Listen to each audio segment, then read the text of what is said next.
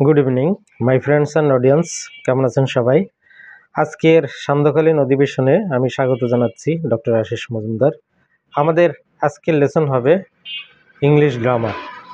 আপনারা যারা আমার নিয়মিত দর্শক তারা সবাই জানেন যে আমরা এখন অ্যাপ্লাইড গ্রামারের বিভিন্ন টপিকস নিয়ে মাঝে মধ্যে আলোচনা করছি বা আপনাদের মধ্যে শেয়ার করছি। গত ক্লাসে আমরা অ্যাসার্টিভ থেকে ইন্টারোগেটিভ করেছিলাম।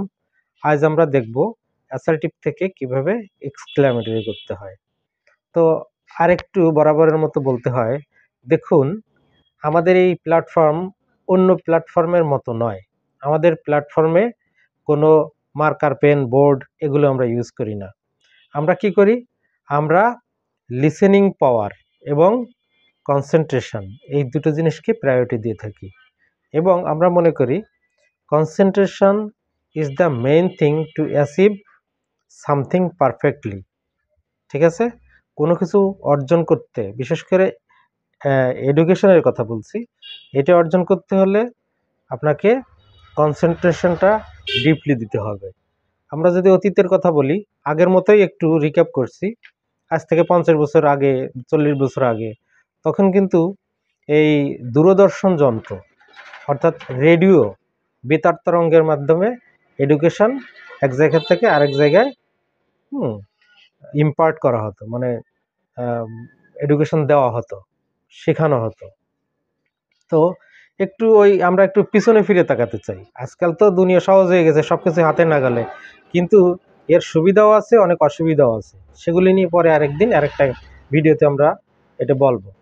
বাই দ্য ওয়ে, আমরা এখন ক্লাসে ঢুকবো। একটু মন দিয়ে, শুধু মনোযোগ দিয়ে এটা শুনতে হবে, তাহলে হয়ে যাবে। ওকে, তো আমরা শুরু করছি অ্যাসার্টিভ থেকে এক্সক্লেমেটরি। তো ধরুন একটা বক্সের মধ্যে কয়েকটি কথা লেখা থাকবে। কি লেখা থাকবে? কোনো বাক্যে এ বা অ্যান থাকলে ওই বাক্যটিকে যদি এক্সক্লেমেটরি করতে হবে বা এক্সক্লেমেটরি করতে হয়, তখন কি করতে হবে? হোয়াট দিয়ে শুরু করতে হবে। কি বললাম? কোনো বাক্যের মধ্যে এ বা অ্যান এই দুটো আর্টিকেলের যে কোনো একটি যদি থাকে, এটাকে এক্সক্লেমেটরি করার সময় হোয়াট দিয়ে শুরু হবে, WHAT, হোয়াট দিয়ে শুরু হবে। এবং ওই কোশ্চেনটিতে বা ওই প্রশ্নটার ভিতরে যদি ভেরি বা গ্রেট থাকে, এই এক্সক্লেমেটরি করার সময় সেটা উঠিয়ে দিতে হবে। এবার এক্সাম্পলে আসি। যদি বলা হয় mister Anis is a very good man. ঠিক আছে? কি বললাম? কোশ্চেনটা এরকম হবে, mister Anis is a very good man. এটাকে যদি এক্সক্লেমেটরি করতে হয়, তখন কি হবে?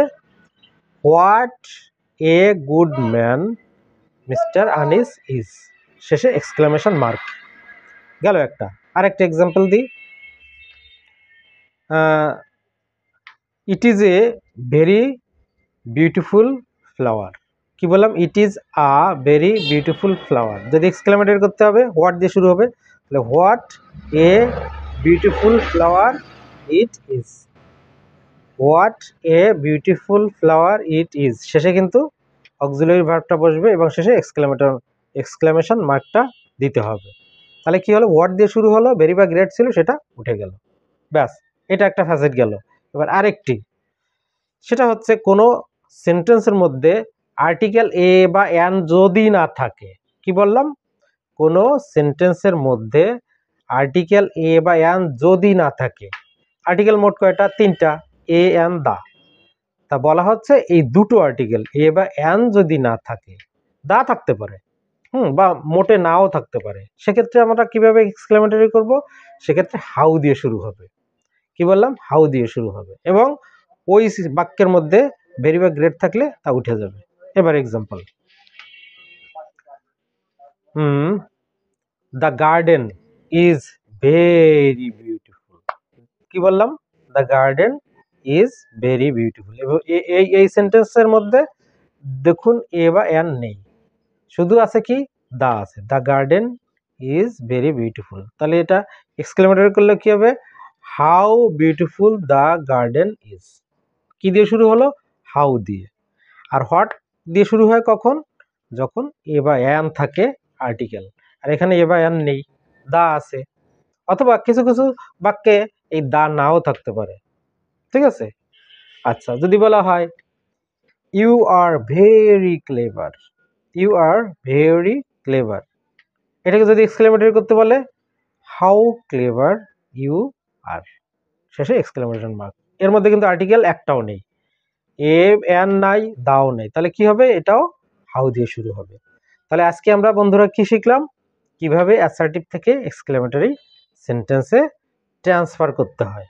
তাহলে আমাদের টপিকসটা কি ছিল? Transformation of sentence assertive two exclamatory. তো আজকের ক্লাস কেমন লাগলো অবশ্যই কমেন্টের মাধ্যমে জানাবেন। কে কোথা থেকে দেখেন সেটিও আপনারা কমেন্ট করে জানাতে ভুলবেন না। তো সবাই ভালো থাকবেন, আগামীকাল আর একটা নতুন টপিকস নিয়ে হাজির হব। সে পর্যন্ত সবাই ভালো থাকবেন। হ্যাঁ, শুভ সন্ধ্যা।